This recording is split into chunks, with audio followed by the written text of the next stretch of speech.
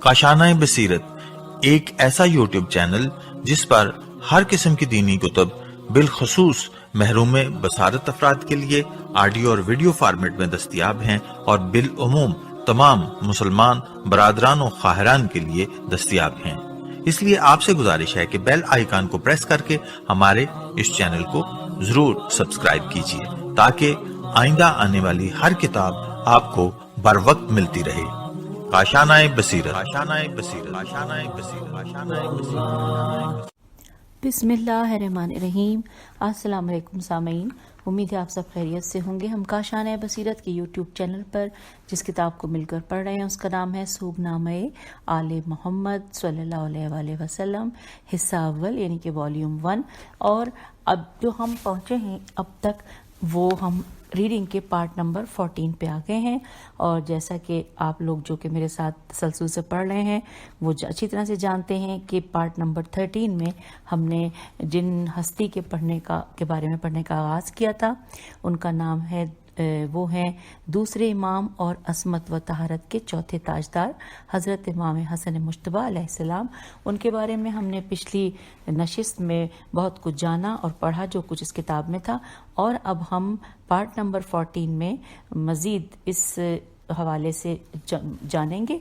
और जो हेडिंग है पेज नंबर 199 पे हेडिंग है नवाज़े रसूल सल्लल्लाहु अलैहि वसल्लम के जनाजे पर तीरों की बारिश। लिखा है मशहूर शिया मुहद्दिस मरहूम शेख अब्बास क़ुम्मी ने साहिबान मुनाक़िब से नकल किया है कि हज़रत इमाम हसन अलैहिस्सलाम के जनाजे पर तीरों की बारिश बरसाई गई। हवाला है अनवार अभिया सफ़ा नंबर 83। रोज़तुस सफ़ा में मरकूम है कि बनी उमैया ने इस कदर तीर बरसाए कि 70 तीर इमाम मासूम अलैहिस्सलाम के जनाजे में पेवस्त हो गए। बनी हाशिम के जवान भी चाहते थे कि जालिमों के इस जुल्म का जवाब दें, उनके हाथ भी तलवारों के कब्ज़ों पर आ गए। इस सदमे अजीम में अब्बास अलैहिस्सलाम जैसा जलाल में था। मोहम्मद हनफिया अलैहिस्सलाम जैसे बहादुर का हाथ भी कब्ज़े शमशीर पर था। मगर हज़रत इमाम हुसैन अलैहिस्सलाम की सदा गूंजी, अब्बास मोहम्मद हनफिया खबरदार, तलवार निकलने न पाए। मेरे भाई की वसीयत ज़ाया न करो। ए हाशमी जवानों, जनाजे की बेहुरमती न होने पाए। भाई ने कहा था कि अगर मेरे जनाजे को नाना सल्लल्लाहु अलैहि वसल्लम के पहलू में दफन होने की इजाज़त ना मिले तो मेरा जनाजा उठाकर कब्रिस्तान बकी में ले जाना और मुझे माँ ज़हरा सलामुल्लाह अलैहा के पहलू में दफन कर देना। और फिर साथ साथ ये भी लिखा है कि ये सुनकर तमाम हाशमी जवानों ने तलवारों के कब्ज़ों से हाथ उठा लिए, लेकिन जनाजे पर तीर बरसते रहे। बनी हाशिम अलैहिस्सलाम सिपर से तीरों को रोकते जाते थे और जनाजे को बचाते जाते थे। बनी हाशिम अलैहिस्सलाम के जवानों ने जनाजे को बहुत बचाया, मगर 7 तीर, यहाँ पे लिखा है 7 तीर हज़रत हसन मुश्तबा की लाश अत्थर में पेवस्त हो गए। जनाजा वापस आया। ये वाहिद जनाजा है कि जो घर से उठा और फिर घर में वापस आ गया। हज़रत इमाम हुसैन अलैहिस्सलाम ने जब जनाजे से चादर हटाई तो जिसमें अत्थर में तीर पेवस्त देखे। कफन इमाम मज़लूम अलैहिस्सलाम के खून से रंगीन हो गया था। भाइयों ने, बहनों ने, बेटों ने, बेटियों ने रोते हुए, फरियाद करते हुए, नौहा फुगा बुलंद करते हुए तीर निकाले। बिलाखिर बनी हाशिम जनाजा जन्नतुल बकी की तरफ लेकर चले और वालिदा सैयदतुन निसाइल आलमीन के कदमों में और आप अलैहिस्सलाम की दादी हज़रत फ़ातिमा सलामुल्लाह अलैहा बिन्त असद के पहलू में सुपुर्द खाक कर दिया। इसीलिए हम ज़ियारत जामे आइम्मा अल मोमिनीन में पढ़ते हैं कि ए ख़ानदान इस्मत व तहारत, आप अलैहिस्सलाम एक से बढ़कर एक जुल्म का शिकार हुए। आप अलैहिस्सलाम का एक अजीम फ़र्द वो था कि जिसका सर शिगाफ्ता हो गया और उसे महराब मस्जिद में शहीद कर दिया गया, और दूसरा वो कि जिसकी शहादत के बाद उसके जनाजे पर पड़ी चादर में तीरों की बारिश से सुराख किए गए। आप में से बाज़ को सहराओं और बयाबानों में शहीद करके آپ میں سے بعض کو صحراؤں اور بیابانوں میں شہید کر کے ان کے سروں کو نیزوں پر بلند کیا گیا، اور بعض کو زنجیروں سے باندھ کر زندانوں میں ڈال دیا گیا، اور ان کے اعضائے بدن لوہے کے اثر سے جل گئے یا زہر کے اثر کی وجہ سے اندر کے حصے جگر ٹکڑے ٹکڑے ہو گئے۔ حوالہ ہے مفاتیح الجناح۔ آگے اگلی ہیڈنگ ہے امام علی مقام حسین علیہ السلام کا مرثیہ۔ اس میں لکھا ہے کہ جب امام حسین علیہ السلام اپنے مظلوم و مسموم بھائی کے جنازے کو لحد میں اتارا اپنے تو آپ علیہ السلام نے اپنے بھائی کے ہجر و فراق اور سوگ میں اس طرح مرثیہ پڑھا۔ ترجمہ پیج 201 انورٹڈ کاما کہ کیا میں اپنے سر کے بالوں کو تیل لگاؤں یا داڑھی کے بالوں کو خوشبو سے معطر کروں، جبکہ آپ علیہ السلام کے امام حسن علیہ السلام کے سر مقدس کو مٹی پر رکھ دیا گیا ہے۔ میں نے آپ علیہ السلام کو درخت کی شاخوں اور پتوں کی طرح گرتے ہوئے دیکھا ہے، جب تک کبوتر آواز بلند کرتے رہے اور جنوب و شمال کی ہوائیں چلتی رہیں گی، میں آپ علیہ السلام کے غم میں گریہ کرتا رہوں گا۔ میرا رونا طولانی ہے، میرے اشک رواں دواں ہیں۔ آپ علیہ السلام ہم سے ہمیشہ کے لیے بچھڑ گئے اور ہم سے دور ہو گئے ہیں، جبکہ آپ علیہ السلام کی قبر اطہر ہمارے قریب ہے۔ جس کا مال لٹ گیا ہو اس کو غارت شدہ نہیں کہتے، بلکہ غارت شدہ تو وہ ہے کہ جس کے بھائی کو مٹی کے اندر چھپا دیا جائے۔ Inverted comma close. حوالہ ہے مناقب ابن شہر آشوب، جلد نمبر 4 صفحہ نمبر 45۔ اب یہاں پہ آگے چلتے ہیں، لکھا ہے فارسی زبان کے ایک شاعر نے امام مظلوم حسن علیہ السلام کی مظلومانہ شہادت پر ان اشعار میں مرثیہ پیش کیا۔ اب یہ ہم کوشش کر لیتے ہیں پڑھنے کی۔ اے ماہ چرخ پیر و مہین پورے عقل پیر، کز عمر سیر بودی و در بند غم اسیر، قربان آن دل و جگر پارا پارا ات، الف تے لکھا ہے ات، از زہر جاں گداز وز دشنام و زخم تیر، ای در سریر عشق سلیمان روزگار، از غم تو گوشہ گیر ولی اہرمن امیر۔ اب اس کا ترجمہ صفحہ 202 پہ پڑھ رہے ہیں کہ اے عظیم آسمان کے چاند اور عظیم عقل کے بزرگ ترین فرزند علیہ السلام، آپ زندگی سے سیر ہو گئے اور بند غم اسیر ہو گئے، اور آپ علیہ السلام کے دل اور جگر زہر جاں گداز اور تیروں کے زخموں سے پارا پارا ہو گئے۔ اے عشق سلطنت کے سلیمان وقت، تو رنجیدہ حالت میں گوشہ گیر ہے، اور ہر من، یہاں پہ لکھا ہے بریکٹ میں شیطان، امیر بنا بیٹھا ہے۔ انورٹڈ کاما کلوز ہو گیا۔ پھر لکھا ہے آیت اللہ اصفہانی نے امام علی مقام کی بارگاہ ولایت میں یوں ہدیہ عقیدت پیش کیا۔ یہ بھی تھوڑا سا لمبا ہے سامعین، اور ہے کیونکہ فارسی میں، اس کا ترجمہ ہی پڑھ لیں تو بہتر ہے۔ ترجمہ میں لکھا ہے انورٹڈ کاما کہ آپ علیہ السلام نے دوستوں سے بھی بے حد ملامت سنی ہے اور تنہا اجنبی کے ہاتھ سے ستم برداشت نہیں کیا۔ پیاس کی وجہ سے آپ علیہ السلام تو اتنی بے چینی و بے تابی محسوس کر رہے تھے کہ آپ علیہ السلام کو زہر جفا خوشگوار پانی لگا، اور آسمان جھک گیا، چاند سورج سیاہ ہو گئے، اس لیے کہ آپ علیہ السلام کا سا چمکدار ستارہ لحد میں اتر گیا۔ کسی مذہب میں بھی سوائے آپ علیہ السلام کی میت کے کسی کو نشانۂ تیر ہائے ستم بنتے ہوئے نہیں دیکھا گیا۔ اے مفتقر، میم فے تے قافرے، اے مفتقر، پھر ساتھ پہ لکھا ہے اے مفتقر قمری، قاف میم رے چھوٹی ہے، قاف پہ پیش ہے، قمری کی طرح اس غم میں آنسو بہا، کیونکہ یہ غصہ بھی اس جاں گزار زہر سے کم نہیں۔ Inverted comma close. حوالہ ہے دیوان آیت اللہ اصفہانی، صفحہ نمبر 107۔ پھر لکھا ہے وصال شیرازی نے اس جاں سوز صدمے کی اپنے اشعار میں کچھ یوں تصویر کشی کی ہے کہ جب آپ علیہ السلام بے چین ہو گئے تو تشت طلب فرمایا، بلند آواز سے گریہ کیا اور اس تشت کو اپنے خون جگر سے لالہ زار کی طرح سرخ کر دیا۔ وہ خون جو تمام عمر دل کا ساتھی رہا گلے سے بہہ گیا۔ آپ علیہ السلام نے دل کو کئی سال خون سے خالی کر دیا۔ अब अगली हेडिंग है तश्त में जिगर के टुकड़े।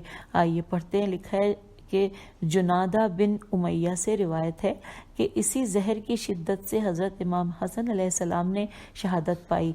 आप अलैहिस्सलाम शदीद अलील रहे और मैं भी आप अलैहिस्सलाम की तीमारदारी के लिए गया। मैंने देखा कि इमाम अलैहिस्सलाम के करीब एक तश्त पड़ा हुआ था और वो आप अलैहिस्सलाम के दहन मुबारक से उसमें खून फेंक रहे थे। जब वो तश्त खून से भर गया तो फिर जहर की शिद्दत की वजह से आपके जिगर के टुकड़े भी गिरने लगे। मुझसे इमाम अलैहिस्सलाम की ये दर्दंगेज हालत देखी न जा रही थी। मैंने बारगाह इमामत में अर्ज किया कि ए मौला, आप अलैहिस्सलाम इतनी तकलीफ में दिखाई दे रहे हैं, किसी तबीब को क्यों नहीं बुलवाते? आप अलैहिस्सलाम ने फरमाया कि ए बंदे खुदा, मौत का किस चीज़ से इलाज किया जा सकता है? फिर मैंने आप अलैहिस्सलाम की हालत ज़ार पर मगमूम होते हुए कहा कि ए फर्जंद रसूल सल्लल्लाहु अलैहि वसल्लम, आप मुझे कुछ नसीहत कीजिए। तो आप अलैहिस्सलाम ने इरशाद फरमाया कि ए जुनादा, सफ़र आखिरत के लिए आमादा हो जाओ। मौत के आने से पहले ज़ादे राह का एहतमाम करो। जान लो कि तुम दुनिया की जुस्तजू तलाश में हो और मौत तुम्हारी तलाश में है। कल की फ़िक्र आज मत करो। फिर लिखा है कि जुनादा का बयान है कि अचानक मैंने देखा कि इमाम हुसैन अलैहिस्सलाम हुजरे में दाखिल हो रहे थे। आप अलैहिस्सलाम ने जब अपने बरादर बुजुर्ग की इस दर्दनाक हालत को देखा तो आप अलैहिस्सलाम ने अपने आप को भाई के बदन पर गिरा दिया, उनके सर और आंखों का बोसा लिया।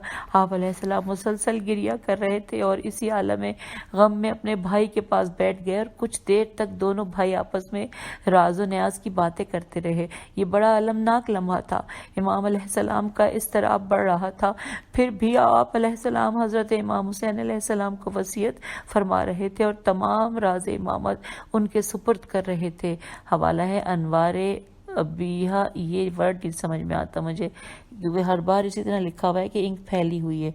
अनवारे अलिफ भी समझ में आता है और फिर लगता है जैसे क्या है, अबीहा है या उम्मिया है। बहरहाल सफ़ा नंबर 80, इसको मैं चेक करूंगी, आखिर में ज़रूर आपको बताऊंगी दोबारा से।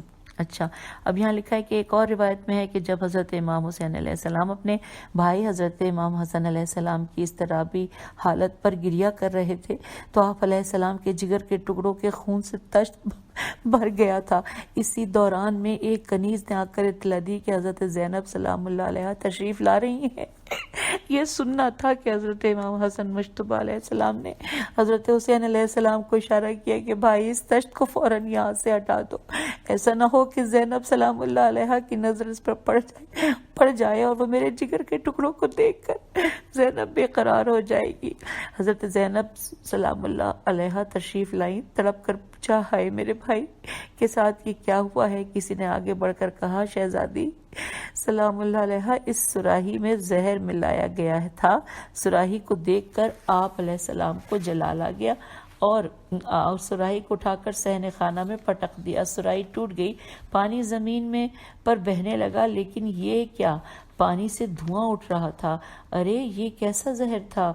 दौड़कर भाई से लिपट गई और गिरिया करते हुए फरमाया, ए भैया, मैं आपको किस हाल में देख रही हूँ? आप अलैहिस्सलाम ने फरमाया, ए मेरी बहन, सब्र करो, ये मुसीबत तो बहुत छोटी है। अभी तो मेरे बाद आपने बहुत सदमात उठाने हैं, बड़ी मुसीबतों और अजियतों को बर्दाश्त करना है। क्या करोगी जब तुम्हारे सामने करबला के सहरा में भाइयों, बेटों, भतीजों और असहाब के लाशें बेकफन पड़े होंगे और तुम्हें फरियाद करने का हक भी ना होगा? अपने अजीजों की लाशों पर रोने की भी नहीं दिया जाएगा। ए मेरी बहन, असीरी होगी और बेपर्दगी होगी, कोई हमदर्द व गम गुसार न होगा। उस वक्त मासूम बच्चों और बेवा और बेपर्दा औरतों की तरफ की सिर्फ तुम ही सालार होंगी, हर एक को दिलासा तुम ही दोगी, इसलिए अभी से सब्र करो। मेरी इस हालत पर यूं न तड़पो, बिलाखिर अमर होकर ही रहना है।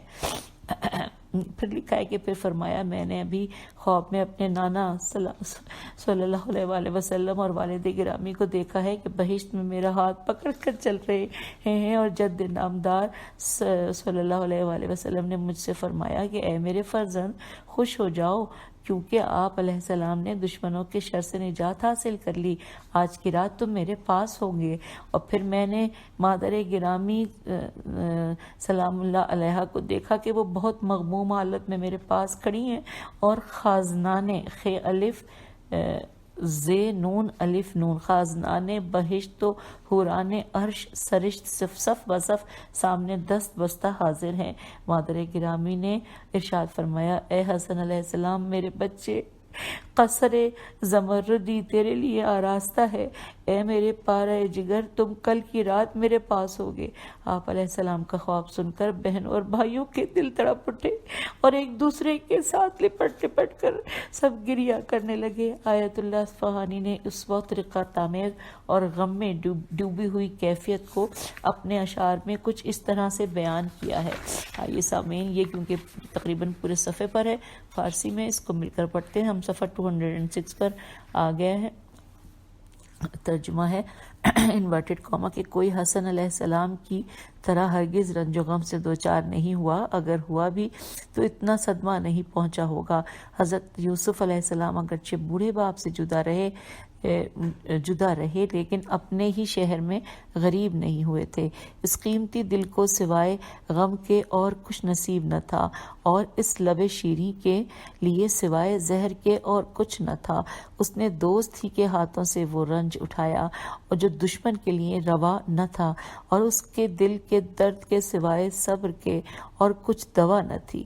کوئی دل رنج و غم سے امام حسن علیہ السلام کی طرح نہیں جلا، اور اگر جلا بھی ہو تو کسی اجنبی کے ہاتھوں جلا ہوگا، اپنوں کے ہاتھوں نے اپنوں کے ہاتھوں نہیں۔ آپ صلی اللہ علیہ وآلہ وسلم نے پیالے میں خون جگر اگل دیا یا غنچہ دل لالہ کی شاخ سے گر پڑا۔ وہ سردار جو بیت الحرام کا مالک تھا، اس پر بیت الحرام کیوں حرام ہو گیا؟ یہاں انورٹڈ کاما کلوز ہو گیا، اور حوالہ ہے دیوان آیت اللہ اصفہانی صفحہ نمبر 100 سے لے کر 104۔ پھر لکھا ہے اب ہیڈنگ ہے امام حسن مجتبیٰ کی شہادت پر معاویہ کا اظہار مسرت۔ لکھا ہے کہ جب امام حسن مجتبیٰ علیہ السلام کی شہادت کی خبر معاویہ کو پہنچی تو وہ خوشی سے سجدے میں گر گیا اور امام علیہ السلام کے انتقال پر سجدہ شکر ادا کیا۔ اس نے خوشی سے نعرہ تکبیر بلند کیا۔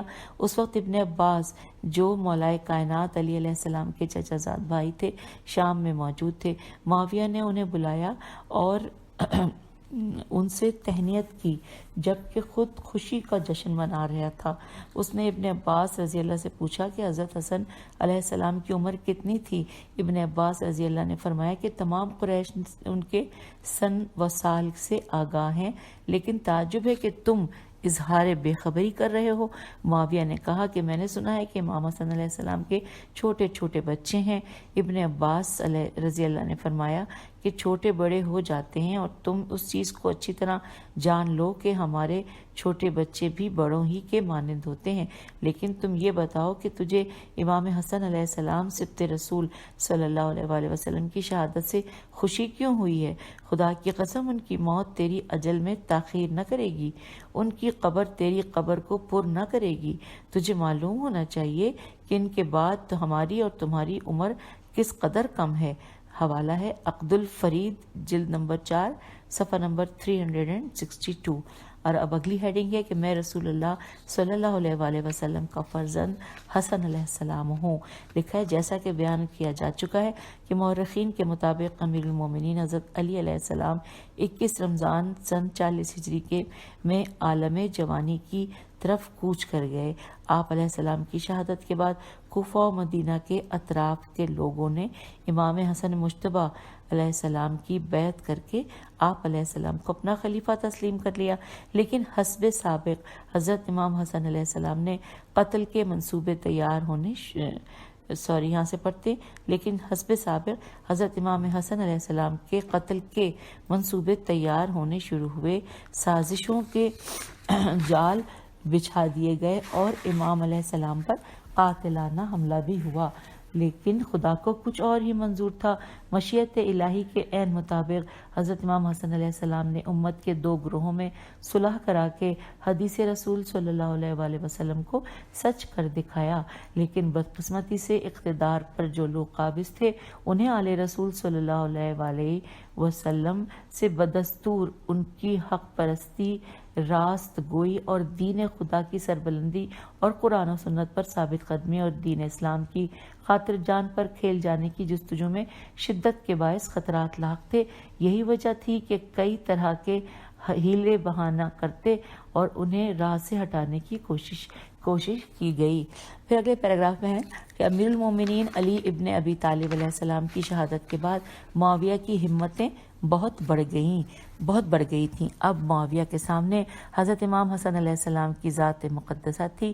وہ اپنی تمام مکاریوں کے باوجود یہ سوچ رہا تھا کہ حسن بن علی علیہ السلام کو جھکا لینا ممکن نہیں ہے اور ان کی موافقت کے بغیر اپنی حکومت کی کوئی قیمت نہیں ہے۔ چنانچہ اس نے صلح کا راستہ اختیار کیا، بظاہر انتہائی فراخ دلی کا مظاہرہ کرتے ہوئے سادہ کاغذ بھیج دیا کہ ہم آپ علیہ السلام کی شرائط پر صلح کرنے کے لیے تیار ہیں۔ اب حضرت حسن علیہ السلام کے سامنے چند مسائل تھے۔ اب یہاں پہ جہاں لکھا ہے چند مسائل تھے تو وہاں پر تقریباً 2 یہاں پہ لکھے ہیں، کیونکہ اس کے بعد پھر آگے چلتے ہیں، پھر بتاتی ہوں اور بھی کچھ نمبر ہیں۔ بہرحال جہاں پہ لکھا ہے کہ چند مسائل تھے، اس میں سب سے پہلے نمبر پہ لکھا ہے کہ اگر صلح کا انکار کریں تو اسلامی تعلیمات کی خلاف ورزی ہوگی۔ نمبر 2، صلح پر آمادگی کا اظہار کریں تو لشکر میں مزید بغاوت کے آثار پیدا ہونے کا خطرہ تھا۔ چنانچہ حضرت حسن علیہ السلام نے ان مسائل کو لوگوں کے سامنے رکھا اور فرمایا کہ اگر آپ لوگ جہاد کے لیے آمادہ ہیں تو میں اتمام حجت کے لیے جہاد کرنے پر تیار ہوں، لیکن اگر تم لوگ امن اور زندگی چاہتے ہو تو میں کس کے ساتھ جہاد کروں گا؟ لشکر نے بآواز بلند البقاء الف لام بے قاف الف البقاء کا نعرہ بلند کیا۔ چنانچہ آپ علیہ السلام نے صلح کی منظوری دے دی اور حسب ذیل شرائط لکھ کر بھیج دی۔ اب یہاں پہ جو شرائط لکھی گئی ہیں ٹوٹل وہ ہیں 12۔ آئیے ہم مل کر پڑھتے ہیں۔ 12 شرائط میں سے سب سے پہلے لکھا ہے کہ معاویہ کسی کو ولی عہد نامزد کرنے کا حق نہ ہوگا معاویہ کو۔ نمبر 2 ہے معاویہ اپنے آپ کو امیر المومنین نہ کہے گا۔ نمبر 3، بیت المال کوفہ حضرت امام حسن علیہ السلام کے قبضے میں رہے گا۔ نمبر 4، معاویہ سالانہ 10 لاکھ درہم ادا کرے گا۔ نمبر 5، اہل عراق کے لیے عمومی خوراک پر امن و امان کا حصول ہوگا۔ نمبر 6، ہر صاحب حق کو اس کا حق دیا جائے گا۔ پھر اگلا نمبر ہے نمبر 7 کہ معاویہ کے پاس شہادتوں کا قیام نہ ہوگا۔ 8واں ہے حکومت معاویہ کے ہاتھ میں رہے گی، معاویہ میم عین الف معاویہ کے ہاتھ میں رہے گی، بشرطے کہ وہ کتاب خدا اور سنت رسول صلی اللہ علیہ وآلہ وسلم پر عمل پیرا رہے۔ نمبر 8 پڑھ لیا ہم نے، اب 9 پہ آ گئے۔ مولا کائنات علی علیہ السلام کے خلاف جو کھلے عام تان و تشنع کا سلسلہ ہے اسے بند کیا جائے۔ نمبر 10 پہ لکھا ہے کہ شیعان اہل بیت علیہ السلام کے لیے عمومی طور پر امن و امان رہے گا۔ اور پھر اس کے بعد اگلا ہے 11واں پوائنٹ کہ اہواز الف ہے واو الف زے، اہواز کا خراج جمیل و صفین کے مقتولین کی اولاد کو دیا جائے گا۔ اور اب 12واں پوائنٹ ہے کہ حضرت امام حسن علیہ السلام اور حضرت امام حسین علیہ السلام کو اہل بیت علیہ السلام کے خانوادے کو کسی قسم کی اذیت نہ دی جائے گی۔ پھر بس اب یہ پوائنٹس تو مکمل ہوئے۔ پھر لکھا ہے کہ صلح کے بعد معاویہ نے حضرت حسن مجتبیٰ علیہ السلام سے کہا کہ ذرا کچھ ہم لوگوں کے لیے فضائل بیان کیجیے۔ یہ سن کر آپ اٹھے اور ممبر پر تشریف فرما ہوئے اور پہلے حمد و ثنائے الہی بجا لائے، پھر ہم محمد صلی اللہ علیہ وآلہ وسلم پر درود بھیجا اور اس کے بعد فرمایا کہ انورٹڈ کاما اے لوگوں، جو مجھے پہچانتا ہے تو وہ پہچانتا ہی ہے، اگر جو نہیں پہچانتا وہ پہچان لے کہ میں کون ہوں. میں رسول صلی اللہ علیہ وآلہ وسلم کا فرزند حسن علیہ السلام ہوں. میں بشیر و نذیر صلی اللہ علیہ وآلہ وسلم کا فرزند ہوں. میں اس کا فرزند ہوں جو رسالت کے لیے منتخب ہوا. میں اس کا فرزند ہوں جس پر ملائکہ درود بھیجتے ہیں. میں اس کا فرزند ہوں جن کے صدقے میں اس امت کو شرف ملا. میں اس کا فرزند ہوں جن کے پاس جبرائیل امین علیہ السلام اللہ کا پیغام لے کر نازل ہوا کرتے تھے. میں اس کا فرزند ہوں جو تمام عالمین کے لیے رحمت بنا کر مبعوث کیا گیا. انورٹڈ کاما یہاں کلوز ہو گیا. ہم صفحہ نمبر 210 پہ آ گئے ہیں. پھر لکھا ہے کہ اتنا سن کر معاویہ اپنی دیرینہ عداوت و حسد کو نہ چھپا سکا اور بولا کہ اے حسن علیہ السلام ذرا تو بریکٹ میں لکھا ہے کھجور ذرا رتب رے توئے بے رتب عربی میں کہتے ہیں کھجور کو. کھجور کی تعریف تو فرمائیے کہ وہ کیسے پیدا ہوتی ہے.